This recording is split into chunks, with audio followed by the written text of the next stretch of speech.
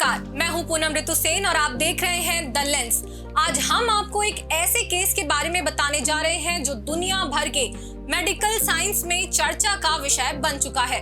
ये सिर्फ चौंकाने वाला केस नहीं है, बल्कि दुनिया भर में हैरत फैलाने वाला मामला है।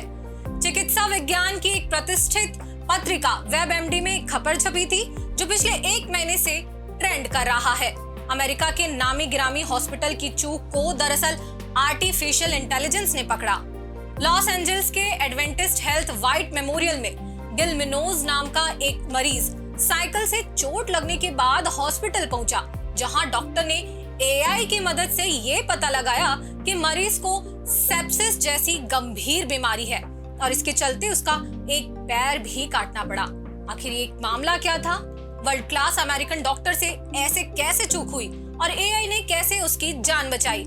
इस पर आज हम चर्चा करेंगे। हमारे साथ स्टूडियो में मौजूद हैं दो एक्सपर्ट, डॉक्टर विक्रम सिंघल और डॉक्टर अरुण केडिया। सर, आप लोगों का स्वागत है हमारे स्टूडियो में।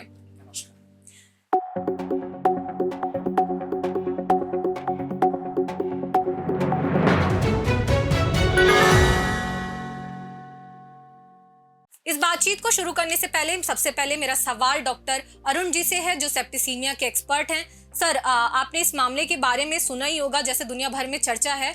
तो सबसे पहला सवाल तो मेरा आपसे यही रहेगा कि ये आखिर मामला क्या है और ये सेप्सिस क्या होता है, कैसे ये मामला लाइमलाइट में आया? दरअसल सेप्सिस एक संक्रमण है। तो नॉर्मली जैसे बॉडी में कोई भी इन्फेक्शन प्रवेश करता है तो वो बॉडी के किसी पार्ट तक लोकलाइज्ड रहता है, लेकिन जब कीटाणु बॉडी की प्रतिरोध क्षमता से ज़्यादा पावरफुल होता है तो उसके जो टॉक्सिन्स होते हैं वो पूरे बॉडी में फैलने लग जाते हैं और इसका असर पूरे बॉडी पे आने लग जाता है। तो मान लो आपको इन्फेक्शन लंग्स में है, लेकिन उसकी वजह से अगर BP लो होने लग गया या यूरिन फॉल होने लग गया तो ये सेप्सिस कहलाता है। तो सेप्सिस बेसिकली संक्रमण का बहुत ही भयावह रूप होता है जो पूरे बॉडी पे असर करता है और मरीज बहुत तेजी से एक गंभीर स्थिति में पहुंच जाता है और ये बहुत जानलेवा स्थिति बन जाती है। तो सेप्सिस को बहुत जल्दी पकड़ना इसीलिए ज़रूरी होता है ताकि जितना जल्दी उसका इलाज हो सके उतना जल्दी आप पेशेंट को बचा सकते हो, वरना मोर्टेलिटी जो है, मृत्यु दर जो है सेप्सिस में, वो कई बार 30 से 40% तक भी जा सकती है। जी, विक्रम जी भी हमारे साथ स्टूडियो में मौजूद हैं। सर, मैं आपसे ये जानना चाहूंगी कि ये मामला जैसे सामने आया है, AI का उपयोग इसमें किया गया है, डॉक्टर से क्या चूक हुई थी, इसके बारे में बताएं। देखिए, यहाँ बैठकर हम डॉक्टर्स की वहाँ की प्रदर्शन पर विश्लेषण करें वो एक अलग बात है जी, लेकिन आमतौर पर जैसा कि इस केस में हुआ, सबसे हमारे पास कितने ही औजार आ जाएं, कितने ही मशीनें, तकनीक का विकास हो जाए, लेकिन मरीज को सीधे डॉक्टर द्वारा सही समय देकर जांच करना, उससे उसकी हिस्ट्री जिसे हम कहते हैं उसके बारे में, उसकी तकलीफों के बारे में उसके अपने मुंह से सुनना, इसका सब्स्टिट्यूट कोई तकनीक, कोई सिस्टम नहीं कर सकता जी। इस केस में भी हम यही देख रहे हैं कि शायद डॉक्टर्स ने उसकी हिस्ट्री में डायबिटीज को नजरअंदाज कर दिया कि ये मरीज पहले से डायबिटिक था। हम लोग हमेशा से बचपन से ये देखते आए होंगे कि हमारे घरों में भी ये कहते हैं कि अगर आपको डायबिटीज है तो आपको अपने पैरों का विशेष ख्याल रखना होता है। वो वहाँ छोटी सी भी चोट बहुत गंभीर हो सकती है। यहाँ उस पेशेंट के पास कई सारे फ्रैक्चर्स थे पैर में जी, और उसको एंटीबायोटिक दिया गया, पैर में उसके छोटे जख्मों का इलाज किया गया और उसे छोड़ दिया, जो कि मामला उसकी डायबिटीज ने उस संक्रमण को बहुत तेजी से बढ़ा दिया। तो मुझे लगता है जो हम कह रहे हैं कि एक प्रसिद्ध अस्पताल में, वर्ल्ड क्लास हॉस्पिटल में, अमेरिका जैसे देश के डॉक्टर से जो चूक हुई, मुझे लगता है शायद इस चूक में होने का कारण ही उनका तकनीकी चीजों पर जरूरत से ज्यादा निर्भरता है जी।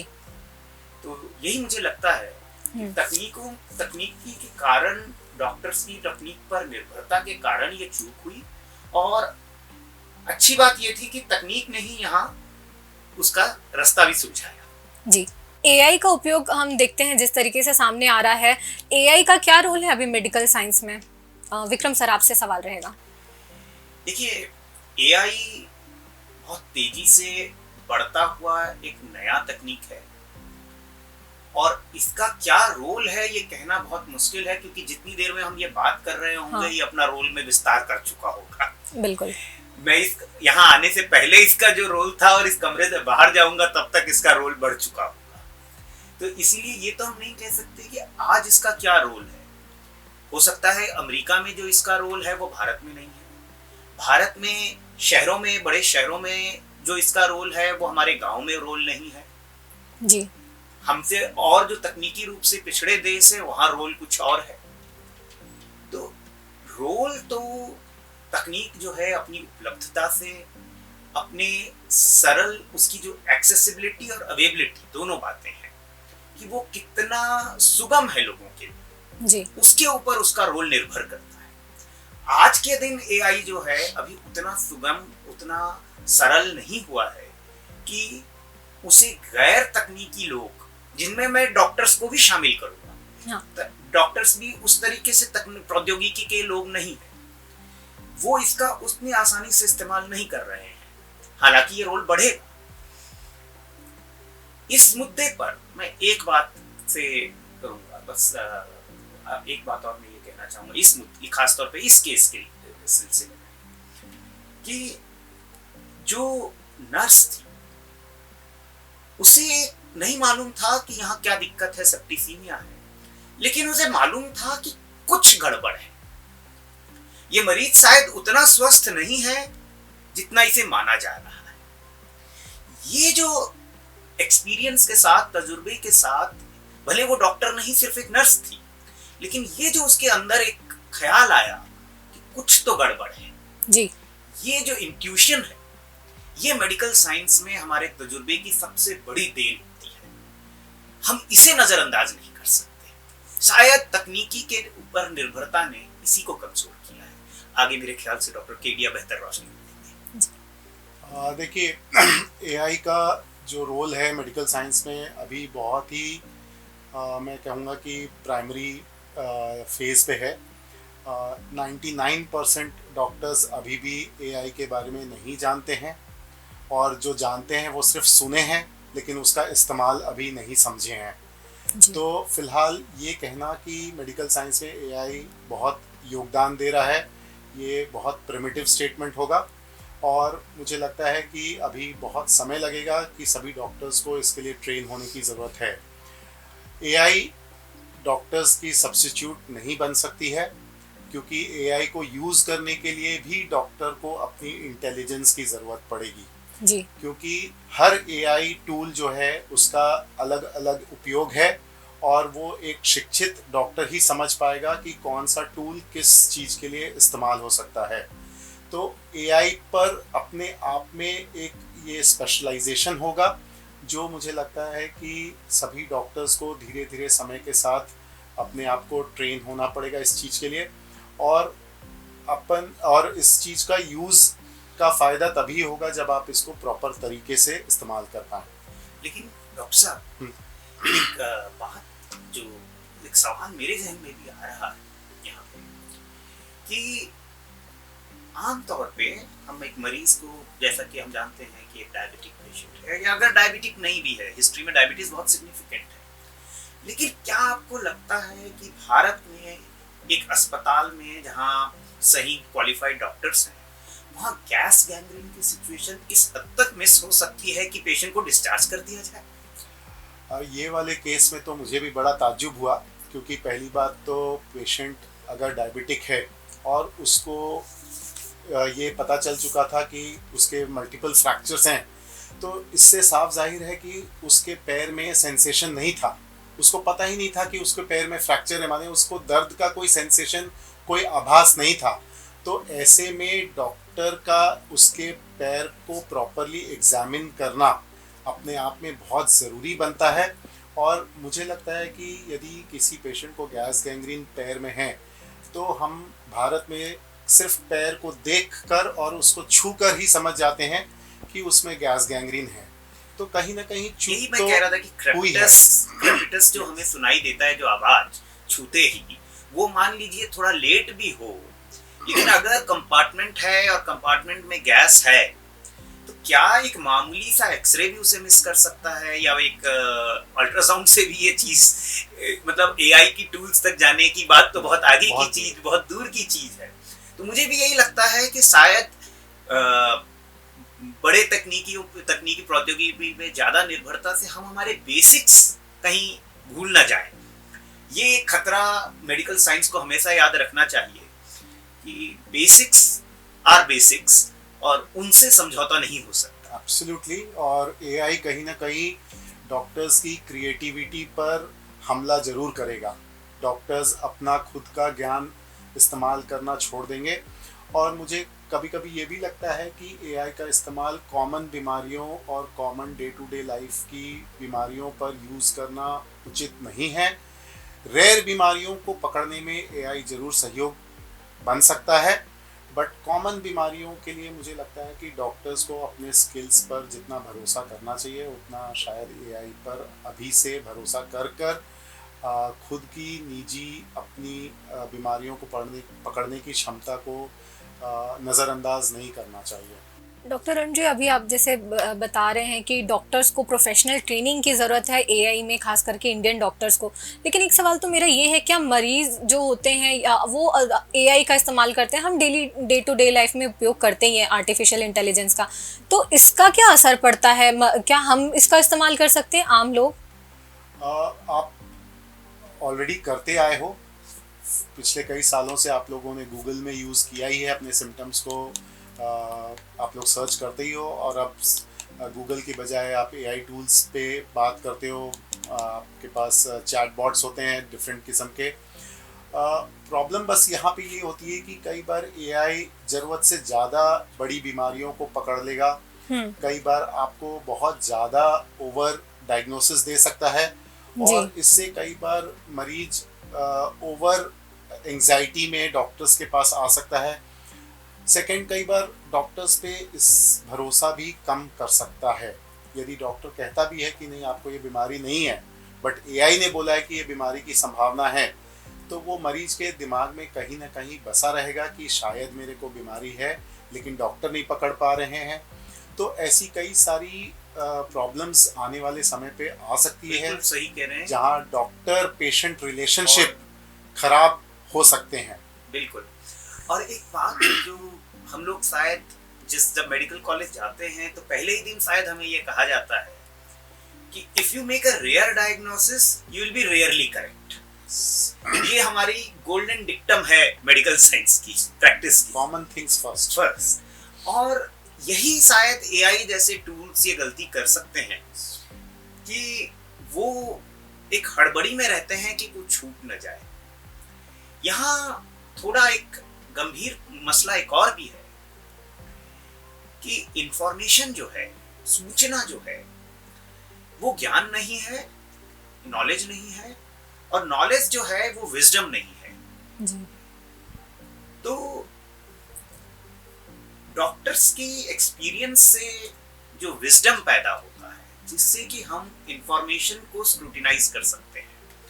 बहुत ज़्यादा इंफॉर्मेशन जब हम प्रोसेस कर लेते हैं तो हम शायद इसी गलती में आ जाते हैं, जिसे हम एक लहजे में लिटरेचर में हम कहते हैं to save ourselves both from chaos and trivialisation. या तो इंफॉर्मेशन केओस पैदा कर देता है अपने बाहुल्य से, बहुत ज़्यादा इंफॉर्मेशन से, या फिर बहुत कम इंफॉर्मेशन को प्रोसेस कर वो ट्रिवियलाइज कर देता है। इस केस में शायद ट्रिवियलाइज कर दिया गया था उस पेशेंट को कि ये तो कुछ भी नहीं है, और कहीं एआई उसे केओटिक न बना दे। तो इन दोनों के बीच में जो गोल्डन मीन है, भगवान बुद्ध का मध्यम पथ जो है, उसमें मेरे ख्याल से हमें ये समझना होगा कि एक्सपीरियंस के साथ अपने समझ पे जो यकीन है, पेशेंट की नज़र पे, उसके चाल पे, उसकी अवस्था को देखकर जो एक हमारे अंदर की एक सिंपैथेटिक फील क्रिएट होती है कि शायद ये पेशेंट ठीक हो रहा है। इंट्यूशन से एक कदम और आगे एक मानवीय संवेदना जो डॉक्टर और जो एआई कभी नहीं ला सकता, कि हम उस पेशेंट की अवस्था को देखकर एक चीज महसूस करते हैं कि ये पेशेंट में सुधार आ रहा है या ये पेशेंट सुधार नहीं रहा है, इसकी स्थिति और बदतर हो रही है, डिटीरियोरेट कर रही है। ये इंट्यूशन से भी आगे मानवीय संवेदना का प्रश्न है, जो कि डॉक्टर और पेशेंट, जिसकी आप बात कर रहे थे कि डॉक्टर पेशेंट रिलेशन, भरोसे की बात है। जी। एआई जैसी चीजें शायद यहाँ आकर गलती कर सकती है। एक गंभीर विषय पर हम चर्चा कर रहे थे। सर, एक मेरा अंतिम सवाल ये रहेगा कि मेडिकल साइंस में अभी अगर मैं बात करूं इंडियन कल्चर में और वेस्टर्न कल्चर में, तो एआई बहुत डिफरेंटली वर्क करता है। इंडियन बेस्ड एआई, हमें इसकी नीड है, अभी डिमांड है? डेफिनेटली क्योंकि देखिए इंफॉर्मेशन जो फीड की जाती है वो information country to country vary करेगी। हमारी जो बीमारियां और बीमारियों का जो आंकड़ा है वो भी कंट्री टू कंट्री वेरी करता है। सर्दी खांसी जैसी बीमारियां हम यहाँ पे आए दिन देखते हैं।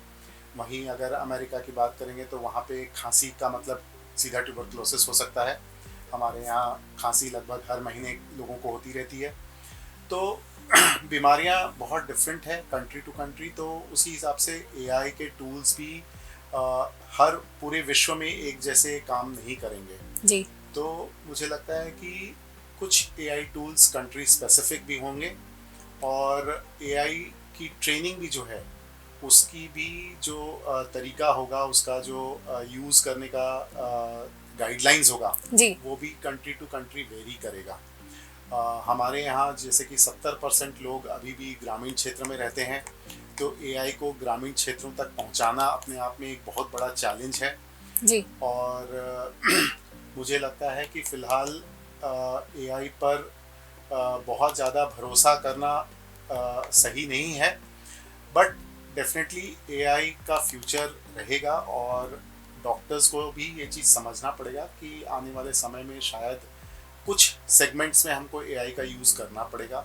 कैंसर एक बहुत बड़ा सेगमेंट है जहाँ AI will be very useful, क्योंकि अर्ली डिटेक्शन ऑफ कैंसर जो हम सबसे ज़्यादा फोकस करते हैं कि यदि हम कैंसर को टाइमली पकड़ते हैं जी। तो आजकल टारगेटेड थेरेपीज़ और डिफरेंट सर्जरीज और डिफरेंट रेडिएशन थेरेपीज़ जो हैं अर्ली कैंसर को पूर्ण रूप से ठीक कर सकती हैं।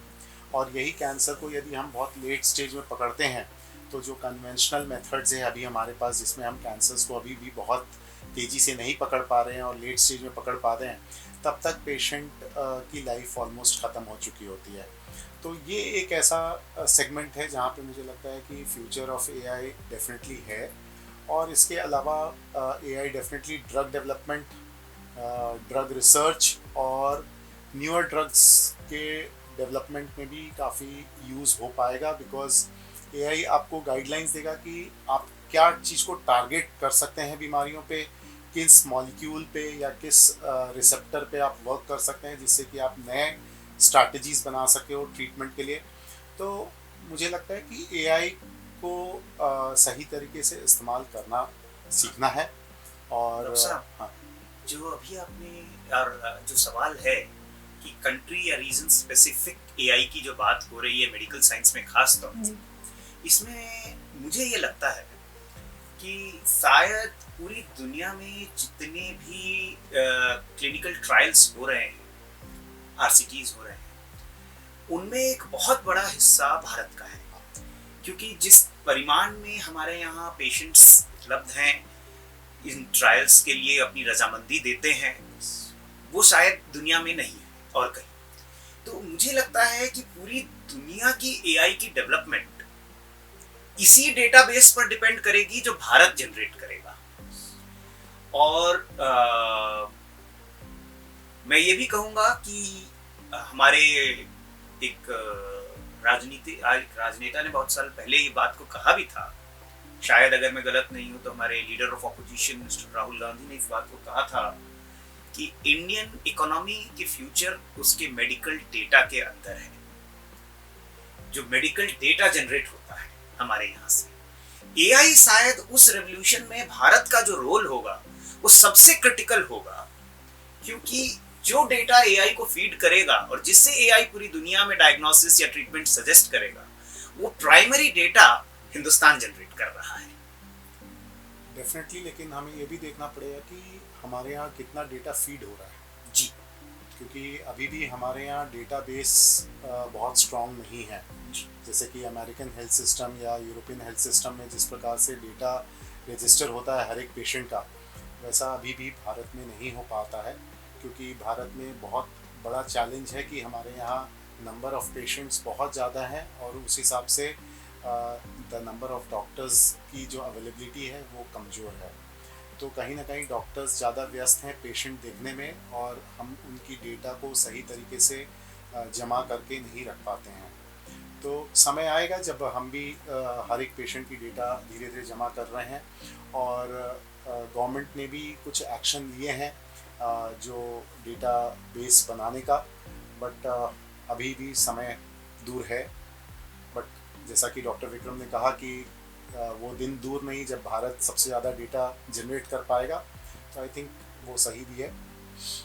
जी, एआई मेडिकल साइंस में सचमुच गेम चेंजर तो बन रहा है, लेकिन सेप्सिस जैसी खतरनाक बीमारी को पकड़ने में सहयोग भी दे रहा है।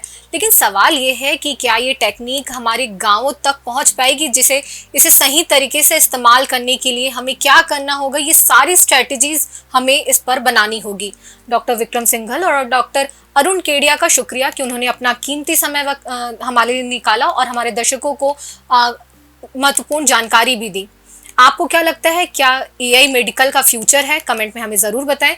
और हाँ, ऐसे ही और ज़रूरी खबरों के लिए द लेंस को फॉलो करना ना भूलें, क्योंकि हमारी ताकत आपकी आवाज़ से बुलंद बनेगी। धन्यवाद।